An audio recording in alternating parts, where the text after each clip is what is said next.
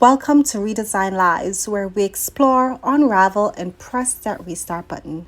My name is Shani, and I'm your host. It is great to be here with you today. I hope we all leave here feeling inspired.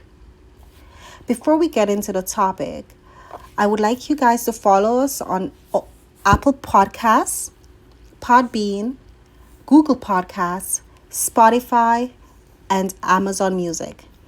And don't forget to follow our Instagram page, Redesign Lives, for motivation, updates, and activities. All links are in the description box below. Allow your life to unfold naturally. Know that it too is a vessel of perfection. Minding your own business involves nurturing your plans, being patient, and blooming where you are planted. One way of minding our own business is to water your own lawn. Sometimes we think the grass is greener on the other side, but the grass is greener where you water it. Stop taking time to watch another person water their lawn while your grass is getting brown. We're so busy concerning ourselves with what the other person is doing that we fail to mind our own business. You're not unlucky than any other person. You just need to focus on your goals and be prepared for your opportunities. And being prepared for those opportunities mean getting that certificate, getting that education, getting that passport, applying for that job, saving that $20 per week, because you never know when that opportunity will surface. For opportunities will come all the time, but you have to be prepared for it. You have to be consistent with watering your own grass, because the more you water your grass, the greener it will become. Secondly, we have to be patient. While we water the grass, we have to be patient and know that it's not going to get green immediately. So wait on your wave. It won't happen immediately. We need to practice patience.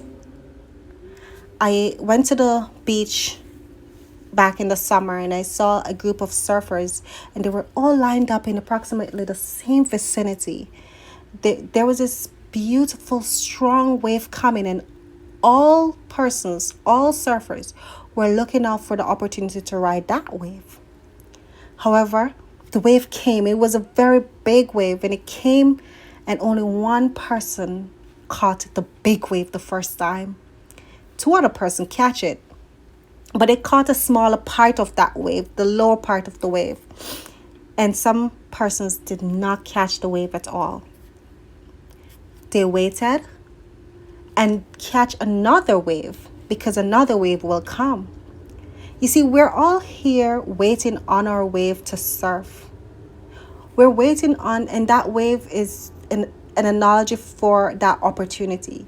But remember that even though we might not be on the same wavelength, we might be the same age, we might be in the same category that society puts us in, not all waves that approach us is meant for us.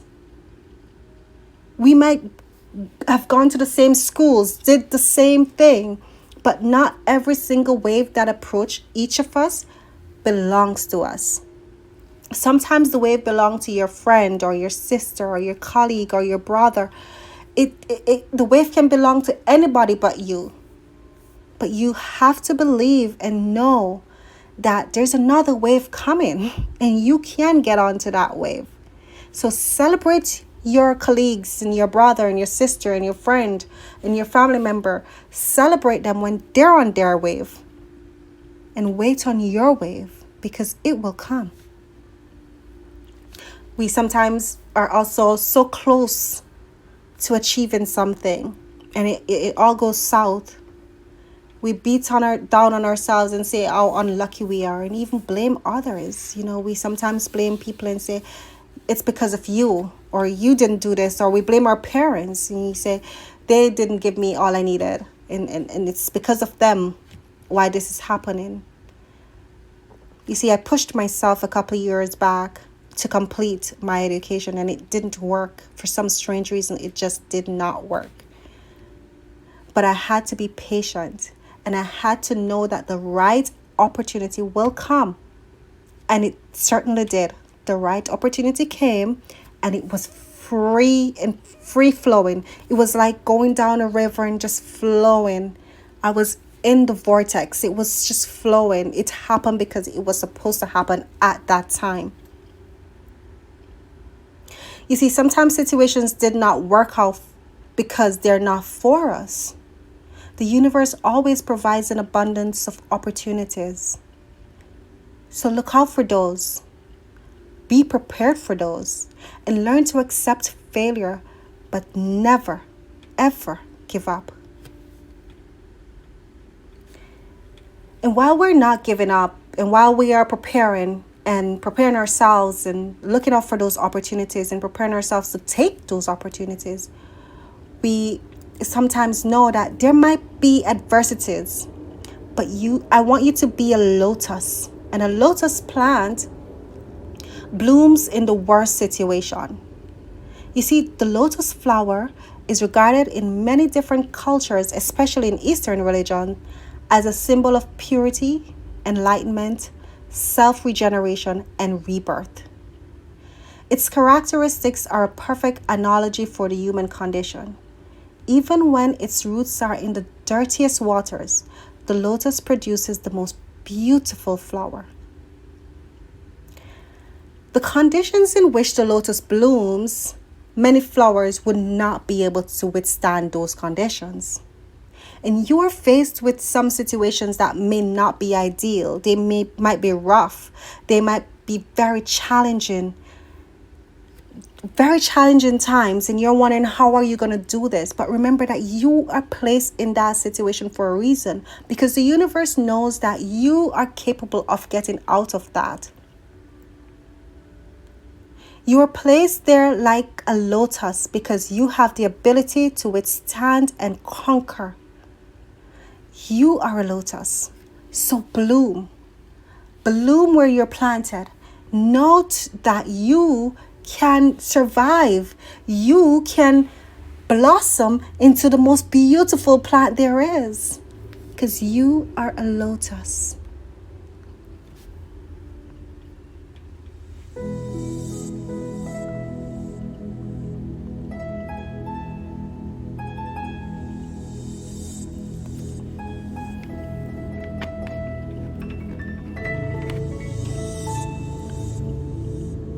There's a time for being ahead. There's a time for being behind.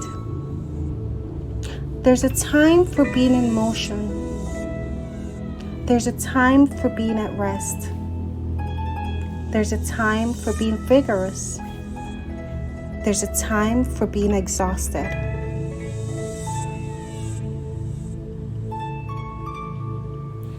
Let us affirm. I am attracting the right opportunities at the perfect time.